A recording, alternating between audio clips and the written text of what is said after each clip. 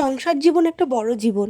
এই পালন করতে করতে জীবনের অর্ধেকটা সময় কেটে যায় যে কে কোনটা কী ভাবলো, কার জন্য আমার মন খারাপ হলো, আমার কারণে কার কার মন খারাপ হলো, কে আমাকে ভালো বললো, কে আমাকে খারাপ বললো, এইসব ভাবতে ভাবতেই আমাদের অর্ধেকটা সময় কেটে যায়।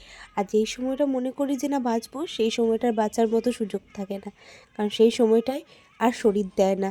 তো তাই জন্য যেটুকু সময় আছে সেইটুকু সময়ে নিজেকে চালিয়ে নাও, আনন্দ উপভোগ করে নাও। কে কী বললো অত কারোর কথায় কান দিতে হবে না। তো হ্যালো সবাইকে, আমার ভিডিওতে সবাই কেমন আছো? রোজ সকালে কিন্তু অবশ্য করে জল খাওয়ার অভ্যেস করো। আর এই কিচেন তো পেছন তো কোনো দিনই আমার ছাড়বে না, কারোরই ছাড়বে না, কারণ প্রত্যেকটা সাংসারিক একটা মেয়ের হচ্ছে কিচেনটাই হচ্ছে একটা বিশাল সময় টাইম স্পেন্ড করার জায়গা। তো আমি এখানে দেখো রান্না করতেও চলে এসেছি, সমস্ত সকালে কাজ টাজ গুছিয়ে রান্নাঘরে চলে এসেছি এখানে। আর তারপরে আবার জামা প্যান্ট পরে রেডি হয়ে গেছিলাম, ছেলেকে স্কুল দিতে যাবো। হ্যাঁ, না গেলেও হয়, কিন্তু যতদিন ছোট আছে, যতদিন জিনিসগুলো উপভোগ করতে পারি ততদিন করে নিই। তো এখান থেকে আগের দিনে ডাল সেদ্ধ ছিল, সেটা ভালো করে সেদ্ধ করে নিই, শুকনো শুকনো করে এখানে তেলের চচ্চড়ি আর ভাত খেয়ে নিয়েছিলাম গরম গরম। আর আজকে মাসি আসবে না বলে একদম সকাল সকাল তাড়াতাড়ি করে কাজ করে বাসনগুলো মেজে নিয়েছি, কারণ এক জায়গায় আমাকে যেতে হবে। তো সেই জন্য আগে তাড়াতাড়ি করে আমি আমার সমস্ত কাজ গুছিয়ে নিচ্ছি। তা হলেও যেন ঘড়ির কাঁটা এত দৌড়ে দৌড়িয়েছে যে আমি কিছু করতে পারিনি। তো এখানে আমার বোনের শরীরটা ভালো না, তাই একটু ওর সাথে ডক্টরের কাছে এসেছিলাম। আর তারপরে আবার তড়িঘড়ি করে বাড়ি যাচ্ছি, কারণ স্নান পুজো কিছুই হয়নি। তো বাড়িতে গিয়ে আমাকে এখনও স্নান করতে হবে। তারপর বোন আসবে আবার খেতে, যেহেতু মা একটু বাইরে গেছে।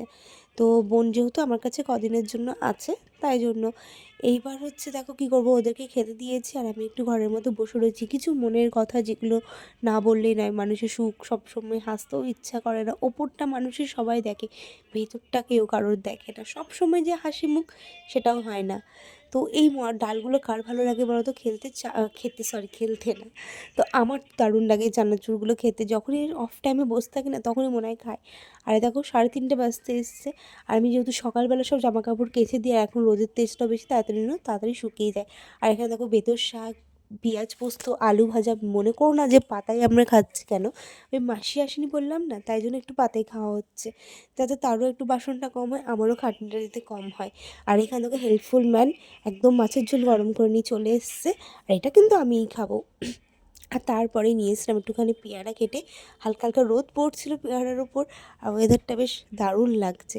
তো বললাম না যে জীবনে এক ফোঁটা বসে থাকার সময় না, যতক্ষণ পারছি করে যায় না, দেখি না জীবনে কতটা কী হতে পারে।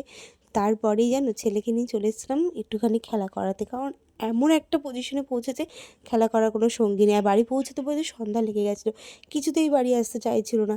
আর তাড়াতাড়ি করে বাড়িতে এসে সন্ধ্যা দিয়ে ওকে পড়তে বসিয়েছিলাম, কারণ এটাও হচ্ছে ইম্পর্টেন্ট একটা পার্ট। তো তাই জন্য তাড়াতাড়ি করে এখানে পড়তে বসিয়ে নিয়েছি। আর আমি সন্ধে টন্ধে দিয়ে ওর কাছে বসেছিলাম, কারণ আমি না বসলে একটু পড়াটা ঠিক গাইড করা হবে না। তো আজকে যেহেতু ওর ছুটি ছিল, তাই জন্য একটু বেশি সময় খেলেছি। চলো টাটা।